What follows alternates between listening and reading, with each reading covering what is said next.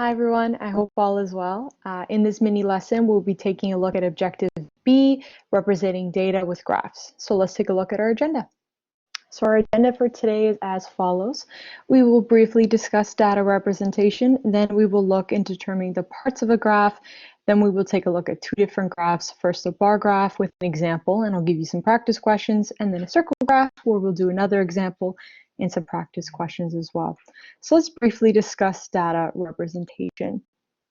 After information, aka data, has been collected, it then has to be organized in a way to help us analyze it. So graphs are not the only way we can represent data, just one way to assist us in analyzing the process. So a graph is a visual representation of data that can show the overall or shape of information. So in order for us to do this, we must first understand the components that make up a graph. These components are as follows. So we have a title, scales, labels, and legend. So let's take a look at these one at a time. So a title tells the reader, aka you, what you are looking at. So this is one of the most important pieces of a graph. Without a title, you won't be able to determine or you won't be able to interpret the information that was intended to be interpreted. Scales. These are the values, not necessarily numerical values, that represent the information on a graph. So a bar graph, which we will talk a little bit more about later, has a horizontal and vertical axis to represent scales. So these units are equally spaced by markers or ticks, and they should increase in a consistent order. So for instance, a horizontal scale could represent time increasing in 10-minute intervals. Labels. We can view labels as the names of the scales that are being represented on the horizontal or vertical axis. For instance, as I mentioned, a horizontal scale could represent time, so the label for the scale would read time. But labels can also indicate what unit of measurement is being represented. So the time label could also be time in years, for example. Legends. Now a legend, last but definitely not least. So this part is not always represented on every type of graph. They're very common and most important in circle graphs, and sometimes they're viewed in comparing and bar graphs. In a circle graph, legends inform the reader which each section in the circle represents. So legends could be categorized by having different colors or textures and shapes. We will view an example of this later on when we look at circle graphs. So let's take a look at a couple of examples. Let's start off with our bar graph. Here's an example of our bar graph. So as you can see, the title says students signing into Blackboard.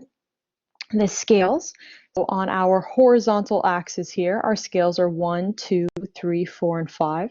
Our vertical axis has the scales of 0 to 2, and again, they're increasing in a consistent amount, so they're going up by 2s. So those are our scales. Our labels, so the label for the horizontal axis is the number of Blackboard sign-ins. So again, the number of Blackboard sign-ins per week. This represents our horizontal scale, and our frequency is the label for our vertical scale. This graph does not have a legend because it is not a comparison bar graph. We're only taking a look at all students in general, and again, all students signing into Blackboard. So the bars here, as you can see, the bars represent the frequency. So they tell you, the reader, the number of students who log into Blackboard that amount of times per week. So for example, it says that, if we're going to take a look at this example here, it says that 6 students, so it has a frequency of 6 because the bar touches this line here. So 6 students log onto Blackboard 3 times a week. I would now like to ask you a couple of questions. So please feel free to pause this video after I ask how many students log into Blackboard once a week. Play the video when you're ready to hear our answer. This information can be found in the first blue bar. So essentially, it tells us that 2 students log on to Blackboard once a week. Let's take a look at the second question. According to this bar graph, how many sign-ins per week has the highest frequency? Now this question was a little trickier. You had to take a look at the entire graph in order to determine what your answer is. So I hope you were able to see that the highest frequency was 10.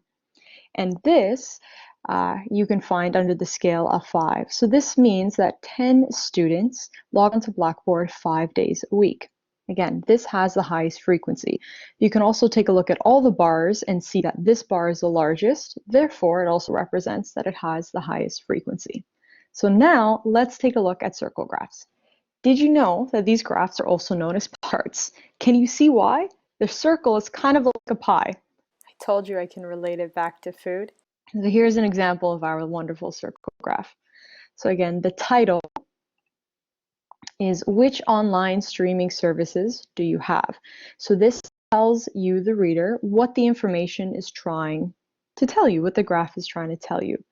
The circle section, so all of these pieces within the circle also work as a piece of pie. I don't know about you, but this gray one over here looks great. So the largest piece, therefore, has the largest value, hence the gray piece that I referred to.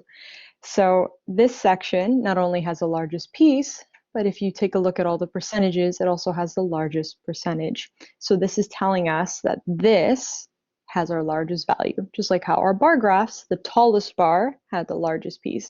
Now let's see which this one belongs to. This is where our wonderful legend comes in handy. The legend is the section off to the right of the graph that indicates what everything is. So in this circle graph,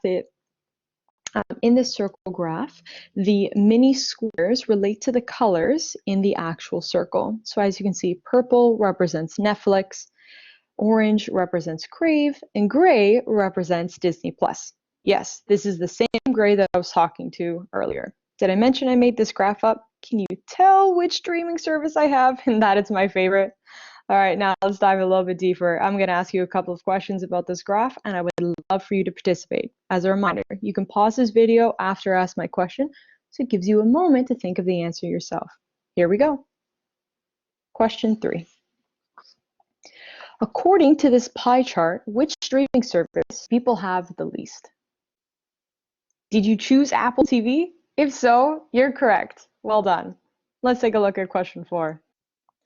If 1,200 people took this survey, how many people have Amazon Prime as a streaming service? This question was a little trickier. You had to use some strategies that we learned in percentages in order for you to solve it. Did you get 180 people as your answer? If not, that's okay. Let me show you how I got the answer. Let's take a look at our solution. Our first step. What you first had to do was convert the percentage into a decimal. Here we're taking a look at 15%. 15% represents this piece right here. This is the percentage of people who have Amazon Prime as a streaming service. But we cannot work with percentages in this form. We have to convert it into a decimal. So you take 15%, you divide it by 100, and we get 0.15. That's step 1. Step 2, you multiply this value by the number of people who took the survey. So you take 0.15, you multiply it by 1,200, and this gives you 180. So therefore, if 1,200 people took this survey, 180 people have Amazon Prime as their streaming service. Thank you so much for watching and listening to this video. I hope it was helpful, and I'll talk to you soon.